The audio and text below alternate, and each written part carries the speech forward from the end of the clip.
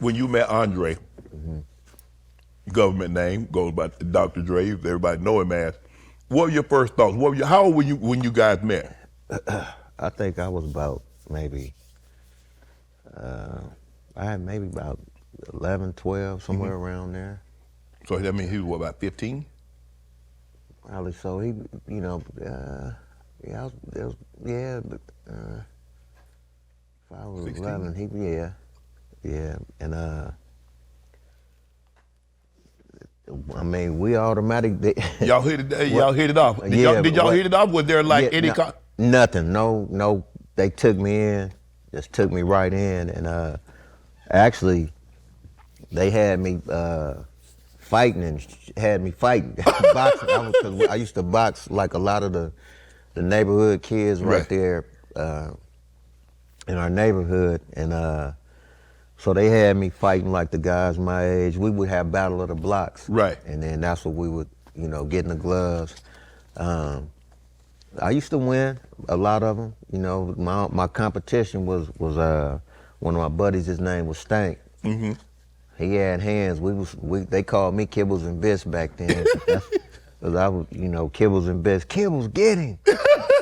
And we went from Kibbles to Sir Cool, which actually is the name that's the name that's gonna be the title of the new project that I have coming. It's called Sir Cool, and that name was given to me, you know, by you know, between my sisters and Andre and them.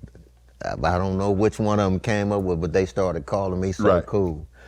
Yeah, and that name. I'm like bringing it back. Yeah, bringing it back for that project. So how were the sleeping arrangements? So was it like, okay, the boys had a room? Cause did Andre have sisters? Yeah, Shamika. Okay. Yeah. So obviously she had her own room. Your mom and your mom and father had their room, and then all the boys slept in one room. Yeah, we slept in one room. It was 2 beds. So I had to sleep in the bed. Either I sleep in the bed with Andre or I sleep in the bed with Tyree. I was young. Or I sleep on the floor. Or one of some, you know, it'd be you know. So, but Dre was on the move a lot, so he would be coming in super late, you know, because he would be on the move, bouncing back and forth. Hey, we all slept. You made it work. Yeah. How was it having a famous brother? Because fairly early on, in his late teenage, early 20s, he became Dr. Dre. Yeah. I mean, it was cool.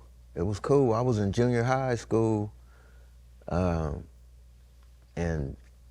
I was just, you know, like I looked up to him so much. I asked him, could I wear his jacket, his world-class wrecking crew jacket one time. He let me wear it, and a Swatch watch.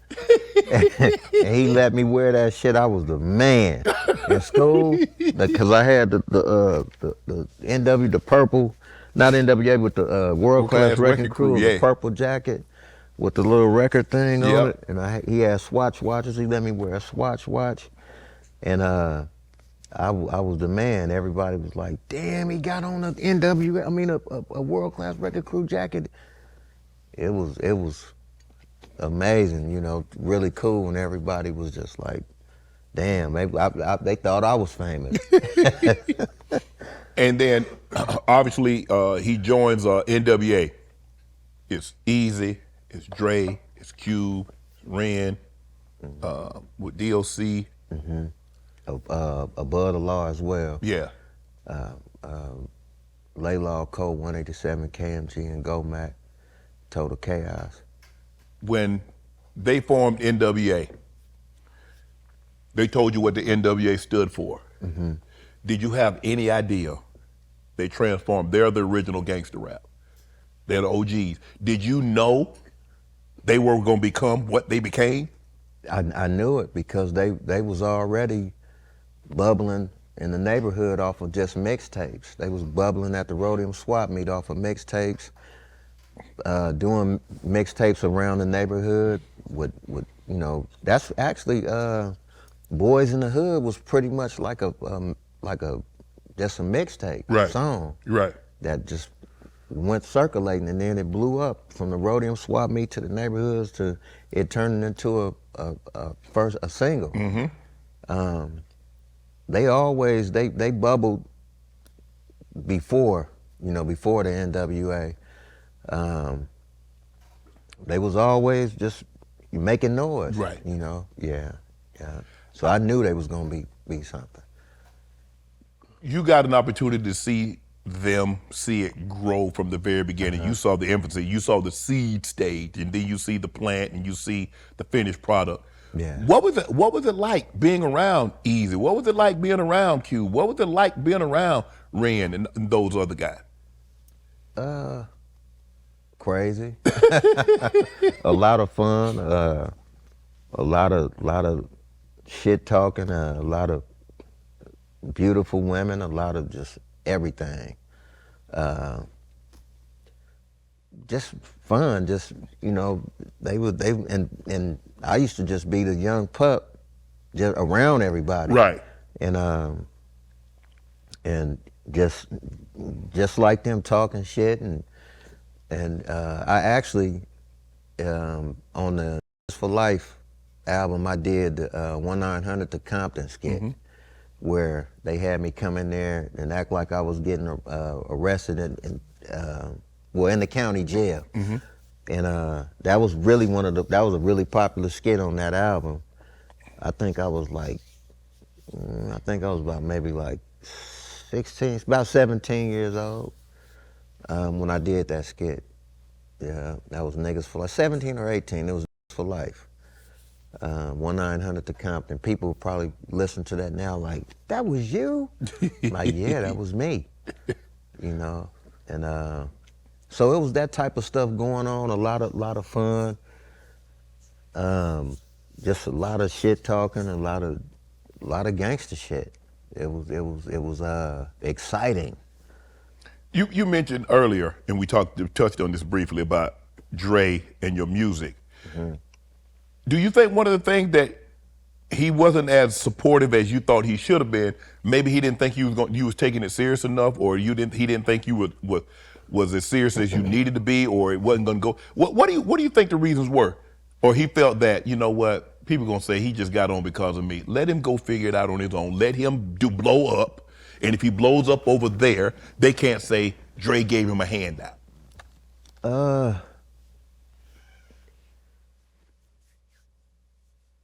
I wanted to be different. He taught me a lot of stuff, but I just wanted to do my music different. I wanted to do more of, because like the music they was doing is like super hardcore. Yeah. I wanted to do, I still could do that, but I wanted to do this to where it's a good feel to it, like a feel good, like with some of the records that was on the Chronic. Like some of those ideas, I brought some of those ideas. You brought in some there. of those, yeah. And the ones that I was involved in, it was more like a feel good, or it had a message to it. Like the skit, like the D's Nuts. That was a whole. I told Dre, turn the mic on. Went in there, jumped on the phone and called one of my homegirls. Just having a normal conversation, and then I ended it with, did what's your name get at you? And she was like, who? These nuts. So I told him we did that right there. Just even like the skit from the Mac. Right. That was a record. I bought a whole black exploitation. Well, I went to a company, a record store, and brought a whole, like maybe 2 or 3 crates of a black exploitation movies, and brought all of those back. And we dug through those albums, and we would find skits, like Dolomite. We used a lot of Dolomite. We had pulled that out of there. A lot of the records that was used was pulled out of these crates. Like Let Me Ride was it was a dub record that I had bought from it's a store that used to sell like dub records. It used to sell like sampled different samples and stuff like that. So I got that record, and that's where the Let Me Ride idea came from. The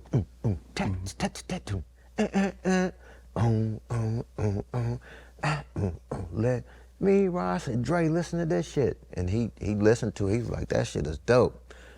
And Dre is such a genius and dope producer. He took that shit and put it together outside of the idea that I brought. Right. It was like he put it together and made it come to life. You know, and that's a lot of records. You know, I used to push a bunch of ideas to him, and he would take them and do it. You know, Little Ghetto Boy, you know, that was one of the records that another record that he had, that I did, that he took it and changed it over. I had the different, my drums was a little different, but I was like, shit, go ahead. Just like, you know, cause my whole mentality is if you win, we all gonna win. Right. So we invested everything we had in us to make Dre a superstar. Right. Period. And that was along with him as the producer. We just, that's what our mindset was. That's what our goals was, to make him a superstar. So we took everything that we had and invested in him. You learned a valuable lesson about working on the Chronic, because like you said, you brought some ideas. Yeah. And probably said, man, I wish I could have got me a couple of those credits, a couple of little publishing on that thing. It'd have been real nice. I wish I pretty. I had a business mind, but I didn't know about the publishing. I didn't know about it, like, off top. But yeah, I did. I wish I would have got, you know, I wish, you know, it would have been more of like, okay, let's give this dude some credit, because he did put in a lot of work. None of that was there. None of that was done. But, you know, like I said, our goal was to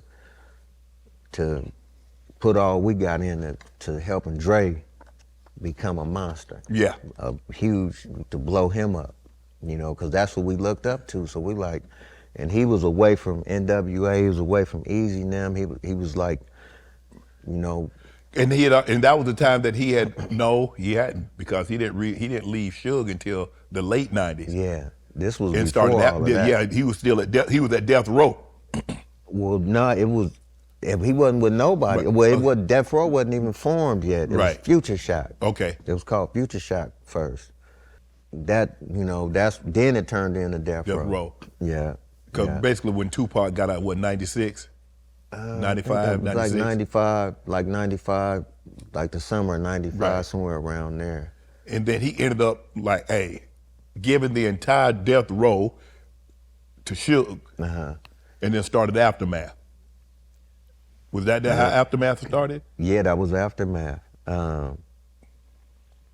Charged it to the game. Like, he just didn't want to be involved with the way they were doing business. They were moving. And the way it was moving, he didn't want to be involved because, you know, it was just, couldn't move around, he couldn't go nowhere, because it's like, oh, that's one of them Death Row.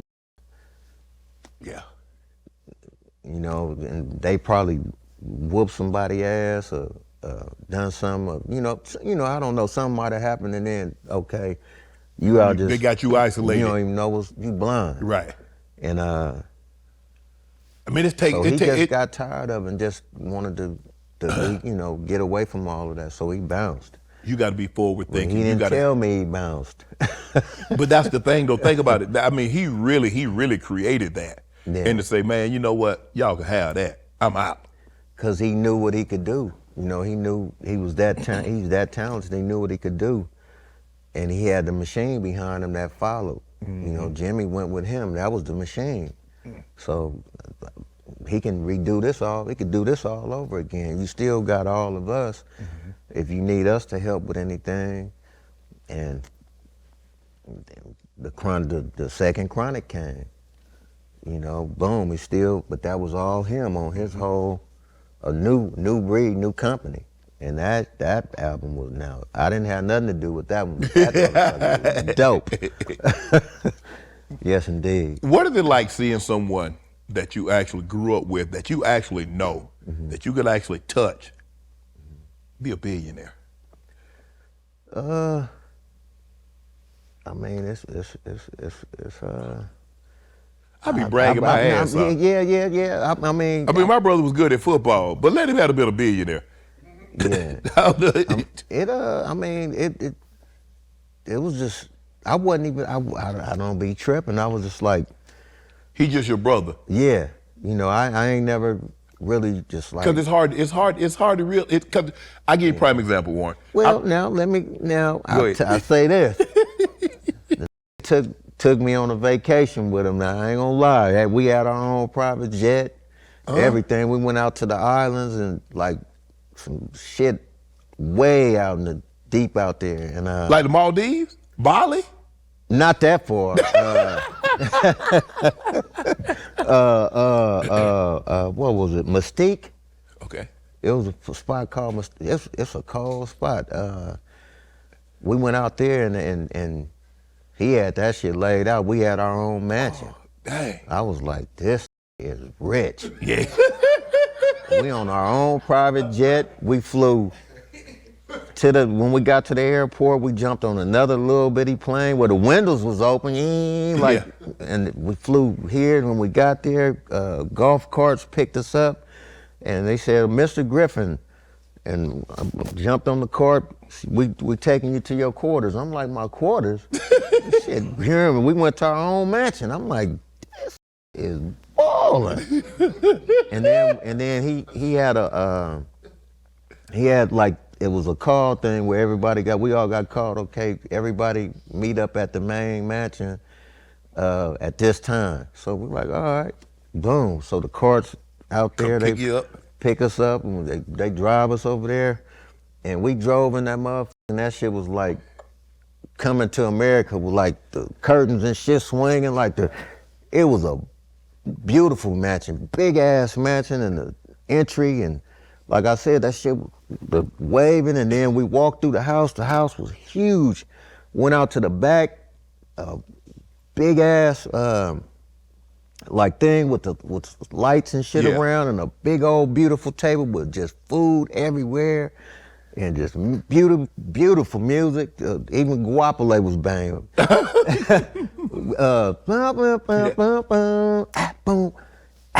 Boom, boom, boom. I was like, oh, this nigga he doing it big.